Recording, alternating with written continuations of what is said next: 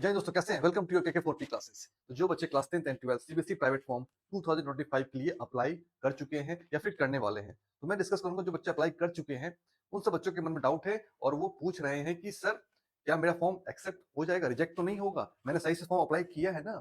तो वो मुझे कंफर्मेशन पे शेयर कर रहे हैं और मुझसे फोन कर रहे हैं, मैसेज कर रहे हैं कि सर इस तरह से मैंने अप्लाई किया है, क्या एक्सेप्ट हो जाएगा।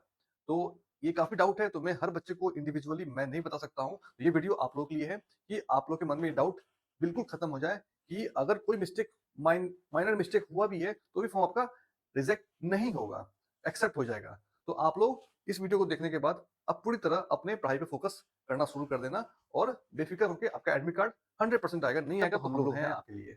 चलते हैं। तो जो इस चैनल पे नए हैं तो प्लीज सब्सक्राइब करके शेयर कर दीजिए उन सब बच्चों को जो अभी तक प्राइवेट फॉर्म अप्लाई नहीं किए हैं या फिर जो कर चुके हैं, उनको अपडेट चाहिए अभी से लेकर एग्जाम तक, मार्क्स आने तक। प्लीज सब्सक्राइब करना ना भूले। तो चलते हैं। तो सबसे पहले पॉइंट है एड्रेस। तो लोगों के मन में डाउट है कि सर मेरा एड्रेस गलत प्रिंट हो गया है। जिनका सही है उनको डरने की बात बिल्कुल नहीं है, और जिनका इनकेस मिस्टेक हो गया है तो उनको भी डरने की बात नहीं है। उनका फॉर्म एक्सेप्ट होगा, एक्सेप्ट हो जाएगा। बस दिक्कत ये होगी कि आपका मार्कशीट आपके पोस्टल एड्रेस पे यानी आपके होम एड्रेस पे नहीं आएगा। बस प्रॉब्लम यही है, आपका एडमिट कार्ड आएगा, एग्जाम आप देंगे। फोटो फोटो अगर आपने सही से अपलोड नहीं किया या फिर फोटो ही नहीं अपलोड हुआ है या फिर फोटो की जगह कुछ और अपलोड हो गया है तो भी एक्सेप्ट होगा। क्लियर, डरने की बात बिल्कुल नहीं है। Okay, signature. बहुत सारे बच्चे बोल रहे हैं सर मैंने वर्टिकल हॉरिजॉन्टल सही तरीके से नहीं अपलोड हुआ है, तो कोई बात नहीं, वो भी फॉर्म एक्सेप्ट होगा। Be careful. Email ID incorrect है, ईमेल आईडी इनकरेक्ट है तो भी आपका फॉर्म एक्सेप्ट होगा, एडमिट कार्ड आएगा। बट इसको मैं डिस्कस करूंगा इसके बाद में कि ईमेल आईडी सही होना काफी जरूरी है। फोन नंबर, मोबाइल नंबर अगर इनकरेक्ट है तो कोई बात नहीं है, फॉर्म एक्सेप्ट होगा, आप एग्जाम देंगे। ओके, आपका एडमिट कार्ड आएगा। एग्जाम सेंटर, अगर एग्जाम सेंटर इनकेस अगर आप गलती से गलत सेलेक्ट कर लिए हैं, डिस्ट्रिक्ट चेंज हो गया है तो भी फॉर्म आपका एक्सेप्ट होगा। बस प्रॉब्लम ये है कि आपको उस जगह पे जाके एग्जाम देना पड़ेगा, अगर दूर चला गया है तो फिर आपको दूर ही जाना पड़ेगा। बट आपका एडमिट कार्ड आ जाएगा, आप एग्जाम दे सकते हैं। ओके, सिलेक्शन ऑफ कैटेगरी, अगर आपने कंपार्टमेंट की जगह पे फेल्योर में अप्लाई कर दिया है तो भी फॉर्म एक्सेप्ट होगा, डरने की बात बिल्कुल नहीं है। बस दिक्कत क्या है कि आपको ऑल सब्जेक्ट का एग्जाम देना पड़ेगा अगर कंपार्टमेंट की जगह पे आपने फेल्योर में अप्लाई कर दिया है। ये जो आपका सेंटर चॉइस है, कैटेगरी है, ये अभी टाइम है, आप लोग करेक्शन करवा लीजिए। कोई डाउट है तो कॉन्टेक्ट कर सकते हैं। क्लियर, तो अब आई थिंक जिन बच्चों का गलत नहीं हुआ है वो बिल्कुल बिंदास पढ़ाई शुरू कर दीजिए। इनका गलत हो गया है तो भी आपको डरने की बात नहीं है, आपका एग्जाम होगा। ओके, तो क्लियर। अब बात आती है सर तो फिर रिजेक्ट क्यों होता है, कब होता है, किस केस में होता है, ये डाउट है आपके मन में।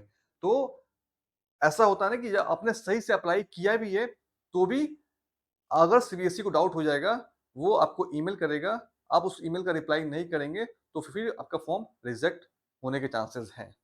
क्लियर, यानी आपका एडमिट कार्ड नहीं आएगा, क्योंकि फॉर्म एक्सेप्ट और रिजेक्ट ये कभी पता नहीं चलेगा आपको। सीबीएसई का एडमिट कार्ड अगर आ गया तो एक्सेप्ट है, नहीं आया तो रिजेक्ट हो गया। क्लियर, तो पॉइंट आते हैं नेक्स्ट पॉइंट पे है। तो नेक्स्ट पॉइंट शुरू करने से पहले, ऑनलाइन क्लास जिन बच्चों को करना है, क्लास 12 वाले बच्चे, फिजिक्स केमिस्ट्री मैथ का, वो बिल्कुल ज्वाइन कर सकते हैं। आपको 17 अक्टूबर से स्टार्ट हो रहा है batch. Online class, live class होगा। फिजिक्स पढ़ना चाहते हैं फिजिक्स पढ़ सकते हैं सिर्फ, केमिस्ट्री चाहते हैं केमिस्ट्री पढ़ सकते हैं, मैथ चाहते हैं तो मैथ, या फिर तीनों चाहते हैं या फिर दो चाहते हैं, जो भी आपको सब्जेक्ट पढ़ना है तो आप ज्वाइन कर सकते हैं। लाइव क्लासेस होंगी और कंपार्टमेंट बेस्ड इंप्रूवमेंट बेस्ड, जो बच्चे इंप्रूवमेंट करना चाहते हैं उनका 100% हम लोग इंप्रूवमेंट करवाएंगे और कंपार्टमेंट 100% क्लियर करवाएंगे। तो ये हम लोग गारंटी है कि आपको 100% कंपार्टमेंट क्लियर करवा के देंगे। ओके, तो जो ज्वाइन करना चाहते हैं वो इस नंबर, तो ज्वाइन करने के लिए इस नंबर पे 9631210218 पे जाके व्हाट्सएप कर दीजिएगा ऑनलाइन क्लास और सब्जेक्ट का नाम। ओके, हमारी टीम आपको कांटेक्ट कर लेगी और आपको ऐड करवा देगी। तो नेक्स्ट है सेफ गार्ड पॉइंट्स। हमें किस पॉइंट्स को ध्यान पूर्वक रखना है एडमिट कार्ड आने से पहले तक। जब आपका वेरिफिकेशन स्टार्ट होगा तो आप लोगों के पास अगर कोई डाउट होगा सीबीएसई को तो आपको ईमेल करेगा, तो आप लोग प्लीज ईमेल अगर सही से अप्लाई किए हैं तो आप लोग ईमेल चेक करते रहना है ईमेल। Okay, be careful. और अब बताओगे, अब बोलोगे सर कि सर ईमेल कब आता है, मैं हमेशा कैसे चेक करूं, मेरे पास टाइम नहीं है। सही बात है, मैं समझ सकता हूं। जैसे ही वेरिफिकेशन आएगा हम लोग को मालूम पड़ जाता है कि वेरिफिकेशन हो रहा है तो मैंने आप लोग को अपडेट कर दूंगा। उस समय आप लोग मेल इनबॉक्स चेक करते रहना, स्पैम में भी जाके चेक कर सकते हो। नेक्स्ट पॉइंट है कीप मोबाइल नंबर एक्टिव। तो आपने जो मोबाइल नंबर उसमें अपडेट किया है उस मोबाइल नंबर को एक्टिव रखना है एग्जाम वेरिफिकेशन होने तक। एडमिट कार्ड आने तक। क्लियर?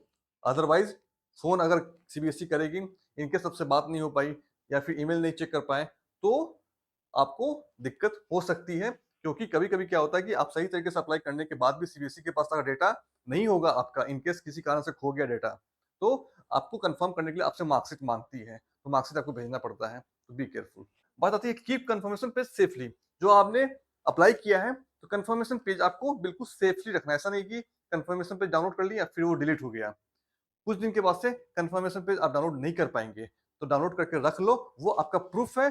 अगर इनकेस एडमिट कार्ड नहीं आता है, तो हम लोग कंफर्मेशन पेज के बेसिस पे हम लोग सीबीएसई से बात करेंगे। कंफर्मेशन पेज के बेसिस पे ही हम लोग सीबीएसई से रिक्वेस्ट करके आपका एडमिट कार्ड जनरेट करवा देंगे। तो ये आपको रखना काफी जरूरी है, बी केयरफुल।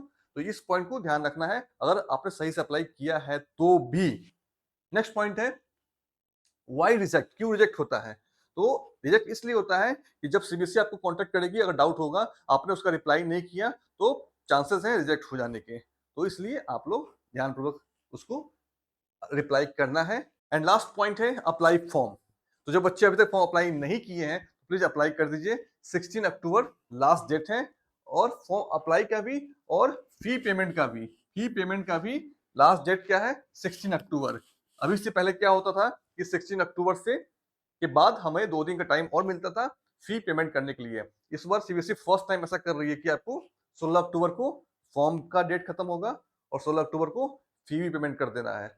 और ये 11:59 तक, यानी रात के 11:59, यानी 12 बजने से 1 मिनट पहले आप लोगों को फी पेमेंट कर देना है। बहुत सारे बच्चे अप्लाई कर चुके हैं बट फी पेमेंट नहीं किए हैं, तो उनसे रिक्वेस्ट है कि फी पेमेंट कर दो। और एक पॉइंट और मैं ऐड कर देता हूँ, जिन बच्चों को करेक्शन करवाना है, तो वैसे बच्चे जो चाहते हैं कंपार्टमेंट में अप्लाई करना, गलती से उनका फेल्योर में अप्लाई हो गया है, तो वो बच्चे करेक्शन करवा सकते हैं, चांसेस अभी हैं।